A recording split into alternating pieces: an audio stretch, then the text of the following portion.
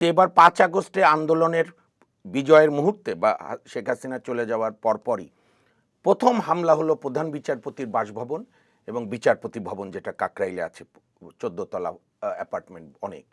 পরে বহু কষ্টে জনগণ, অন্যরা, বিবেকবানরা গিয়ে ঠেকালো আবেগে। কারণটা কি? অন্যান্য জেলা সদরও হয়েছে, কন্টিনিউয়াস অবিচার পেয়েছে।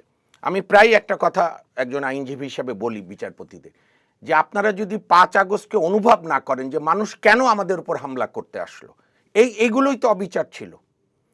হাইকোর্ট বেল দিচ্ছে, আপিল বিভাগে স্টে করছে, সেশন জজ বেল দিচ্ছেন। আপনি আমাকে বলেন, ফখরুল ইসলাম আলমগীর বলেন, বা আওয়ামী লীগ এখন বন্ধ আছে, যাই হোক যখন আসবে, ওবায়দুল কাদের বলেন, বা অন্য যে কোনো রাজনৈতিক দলের সেক্রেটারি বলেন, তারা তো ম্যাজিস্ট্রেট কোর্ট থেকেই বেল পাওয়ার কথা। তাদের তো কেন হাইকোর্ট পর্যন্ত আসতে হবে, আপিল বিভাগ আসতে হবে? কিন্তু বেদনার বিষয়, আমাদের বিচার বিভাগও সাহস করছে না এবং সরকারও কনজেনিয়াল অ্যাটমসফিয়ার সৃষ্টি করছে না।